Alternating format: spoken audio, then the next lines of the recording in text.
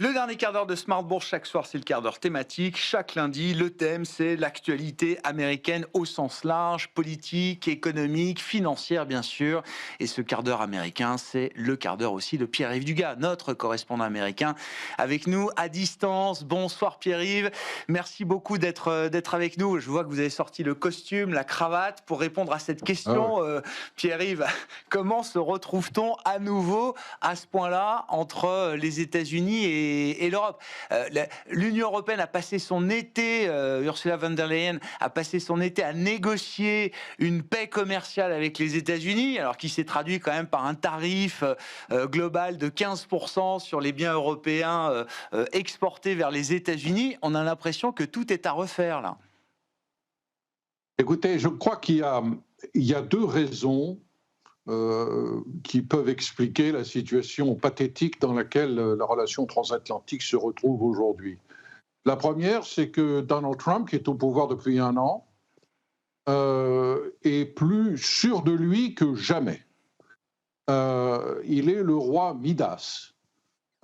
Toutes les catastrophes qui devaient se produire en raison de la politique qu'il avait promis d'appliquer ne se sont pas produites. L'inflation américaine est proche de 3%, c'est vrai, mais elle ne s'est pas envolée. La croissance américaine, si l'on en croit la Fed d'Atlanta, elle est au quatrième trimestre de 4 à 5% en rythme annuel. L'emploi, le chômage a un petit peu grimpé, mais enfin on est à 4,4%, on est très proche du plein emploi. Trouvez l'erreur. Donald Trump a obtenu tout ce qu'il voulait du Congrès, en dépit de la très courte majorité républicaine dont il dispose à la Chambre. Tous ces cadeaux fiscaux, les accélérations de déductibilité des investissements. Il fait ce qu'il veut en matière d'immigration. Les tribunaux américains n'ont pratiquement pas empêché de faire quoi que ce soit. On attend tout de même, et je vais y revenir, une décision de manière imminente de la Cour suprême sur sa pratique des droits de douane. Il est convaincu que rien ne peut lui arriver, qu'il a toujours tout bon, et il est entouré de gens, et il s'est entouré de gens, qui lui répètent à longueur de journée qu'il est génial et qu'il ne se trompe jamais. Voilà pourquoi il a décidé de prendre le risque de jeter à la poubelle un accord commercial transatlantique qui était quand même assez favorable aux États-Unis. Tout ça pour courir après le Groenland, Groenland qui, franchement, à part Donald Trump, n'intéresse pas grand monde à Washington.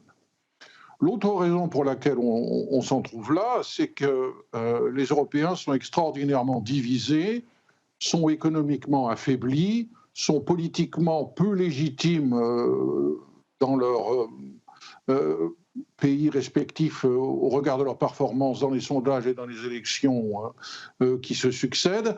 Et les Américains sont convaincus qu'ils peuvent en fait faire à peu près ce qu'ils veulent des Européens.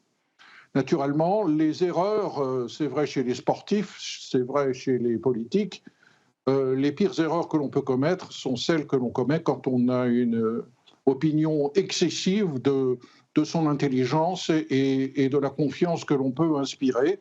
Donald Trump est convaincu qu'il ne peut pas se tromper. Alors, ce qui m'a chagriné tout de même, au cours du week-end, en plus de cette annonce catastrophique de vouloir s'emparer du Groenland par tous les moyens, il y a quelques minutes, Donald Trump vient de déclarer à NBC qu'il ne voulait pas faire de commentaires sur la possibilité d'envahir militairement le Groenland.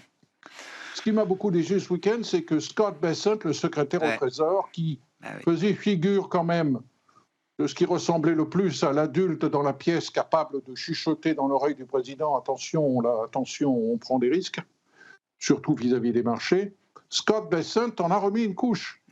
Scott Bessent a dit, je cite, « L'Europe brille par sa faiblesse et les États-Unis brillent par leur puissance. Les Européens vont finir par comprendre et se rendre à l'évidence. Ils ont besoin du parapluie militaire américain et ils vont comprendre que c'est nous qui avons raison. Le président veut le Groenland et il l'aura. » On est mal barré. Est-ce que Trump s'agite à ce point toujours avec l'objectif de retresser la barre dans les sondages en vue du 4 novembre prochain, Pierre-Yves, et notamment sur le front extérieur. On l'avait décrit avec vous. Alors derrière le Venezuela, c'est Cuba, mais je crois que peu d'Américains approuvent à ce stade l'intervention américaine au Venezuela. En tout cas, c'est pas quelque chose qui était explicitement demandé par les Américains. Est-ce que sur le Groenland, ça a plus de portée dans l'opinion publique américaine que le Venezuela, Pierre-Yves? Non, Non. non, non. Le Groenland n'intéresse personne, surtout pas les démocrates. Il y a quelques républicains qui ne risquent pas de se faire opposer dans des primaires des candidats MAGA, soit parce qu'ils sont démissionnaires d'ici quelques mois du Congrès, soit parce que s'ils sont sénateurs, l'échéance électorale n'interviendra que dans 4 ou 5 ans, qui osent dire que franchement, le Groenland n'est pas si important que ça, et surtout qu'il n'y a pas urgence. Car c'est le mot urgence, c'est pas simplement que on doit accepter l'idée que les États-Unis ont absolument besoin d'être propriétaires du Groenland aujourd'hui, alors qu'ils peuvent d'ores et déjà y faire militairement ce qu'ils veulent, mais qu'il y a urgence à prendre le contrôle du Groenland parce que la Chine et la Russie sont sur le point de débarquer sur cette île de glace qui est peuplée par 57 000 personnes et qui est plus grande que le Mexique. Voilà, on est dans une situation assez dangereuse et pourtant il y a des solutions. Alors, il y a des solutions qui ne sont pas forcément évidentes, mais il y en a. Bon, et quelles sont-elles? Comment on sort de ce regain de tension et de conflictualité entre l'Europe et les États-Unis, Pierre-Yves? Alors, de mon point de vue, la première chose à faire, c'est de ne pas sortir le bazooka. Hein. On a envoyé, les Européens ont envoyé, on se demande pourquoi d'ailleurs, une cinquantaine de soldats sur la banquise, là, et c'est ça qui a déclenché cette colère. Bon, parler de bazooka veut dire, attention, quand on joue aux échecs, il faut voir 1 ou 2, 3 ou 4 ou 5 coups d'après. Les Européens ont certainement des cartes à jouer. Les Européens ont intérêt à ne pas se laisser marcher sur les pieds. Les Européens doivent montrer qu'il y a un moment où on va arrêter de se prosterner devant le roi Trump.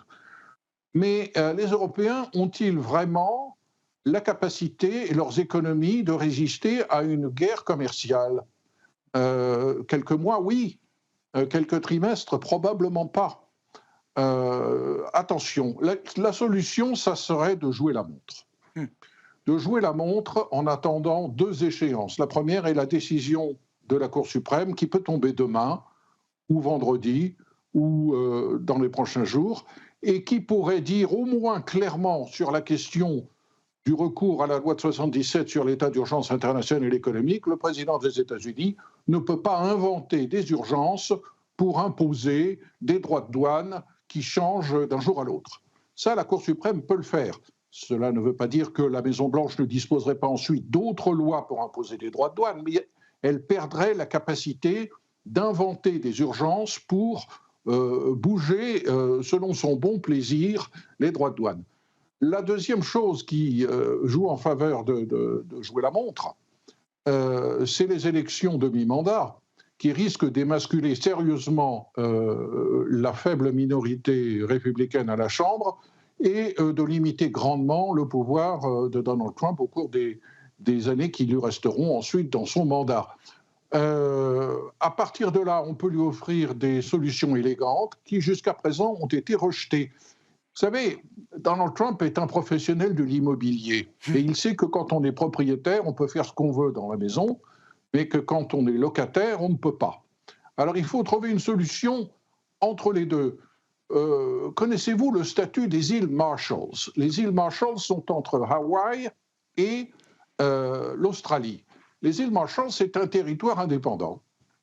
Les gens qui habitent aux îles Marshalls ne sont pas citoyens américains, mais ils peuvent venir habiter aux États-Unis comme ils veulent, ils peuvent venir travailler aux États-Unis comme ils veulent, et ils ont entièrement confié la défense de leur territoire aux forces américaines. C'est une forme de protectorat, et c'est une formule qui, peut-être, pourrait convenir au Groenland, sachant qu'il y a encore beaucoup moins d'habitants au Groenland qu'il y en a dans les îles Marshalls. Bon, À suivre le dossier groenlandais, effectivement, parmi d'autres qui animent ce début d'année sur le plan évidemment de la politique, de la géopolitique, des relations internationales et des marchés également, puisque Donald Trump réactive l'arme tarifaire pour tenter de faire céder l'Europe sur une cession du territoire groenlandais aux États-Unis. Merci beaucoup Pierre-Yves. Pierre-Yves Dugas avec nous chaque lundi, je le rappelle, en fil rouge chaque semaine pour suivre l'actualité et décrypter l'actualité économique, politique et financière américaine dans ce quart d'heure américain. Vous le suivez en direct le lundi dans l'émission et vous le retrouvez bien sûr en replay chaque semaine sur bismart.fr ou encore en podcast sur l'ensemble de vos plateformes préférées.